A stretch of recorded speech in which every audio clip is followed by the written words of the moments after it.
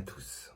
Je viens vous parler d'une décision historique, à savoir l'arrêt de la Cour constitutionnelle allemande, le Bundesverfassungsgericht, à propos de la politique conduite par la Banque centrale européenne, un arrêt en date du 5 mai dernier.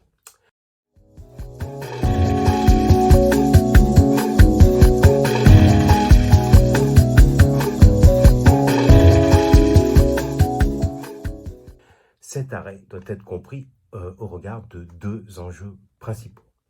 Le premier concerne à la fois le statut et le mandat de la Banque centrale européenne. On se souvient qu'au moment des négociations du traité de Maastricht, l'Allemagne avait exigé que la Banque centrale européenne, comme la Bundesbank elle-même, soit indépendante du pouvoir politique et pour mission prioritaire la stabilité des prix. Or, il se trouve qu'en 2015, pour faire face à la crise de la zone euro, au risque d'éclatement de la zone, la Banque centrale européenne, présidée alors par Mario Draghi, a décidé que ces mécanismes de transmission, a estimé que ces mécanismes de transmission traditionnels de la politique monétaire ne fonctionnaient plus, qu'il fallait donc procéder autrement. Et pour prévenir le risque de déflation, c'est-à-dire de baisse cumulative des prix et des salaires, a entrepris une politique d'injection massive de liquidités en rachetant des titres des dettes publiques des États membres de la zone euro. L'autre enjeu concerne l'articulation entre le droit européen et le droit national. Il vient s'inscrire dans une longue histoire, puisque dès les années 1960, la Cour de justice, à l'époque de la Communauté européenne, avait établi le principe de supériorité et le principe d'applicabilité directe du droit européen par rapport au droit national. Cette position a toujours été contestée par certaines cours constitutionnelles et en particulier le Bundesverfassungsgericht s'est toujours réservé l'opportunité de vérifier la conformité du droit ou des institutions européennes au regard de la Constitution allemande.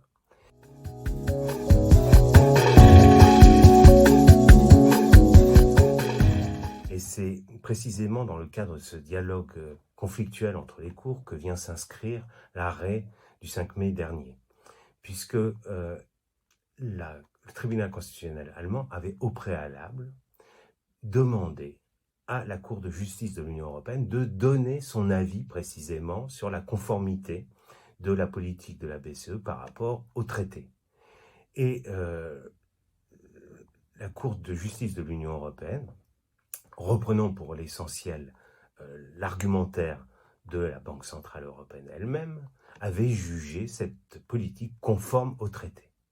Eh bien, c'est cette décision, cet arrêt de la Cour de justice de l'Union européenne que la Cour de Karlsruhe a refusé d'appliquer, refusant ainsi d'appliquer le droit européen lui-même, au motif que la Banque centrale européenne aurait outrepassé avec cette politique ses compétences et notamment un principe fondamental du droit européen qui est celui de la proportionnalité entre les finalités de la politique et les moyens employés.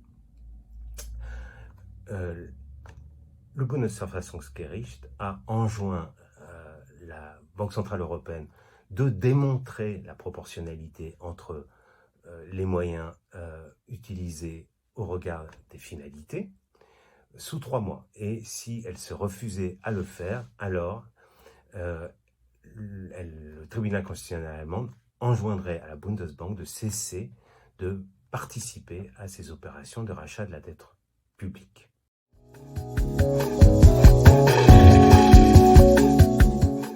Alors, quelle est la portée politique et économique de cet arrêt? D'un point de vue politique, il est difficile de l'anticiper. Il faut d'abord voir si la Banque centrale européenne va se croire engagée par une décision d'une Cour constitutionnelle nationale.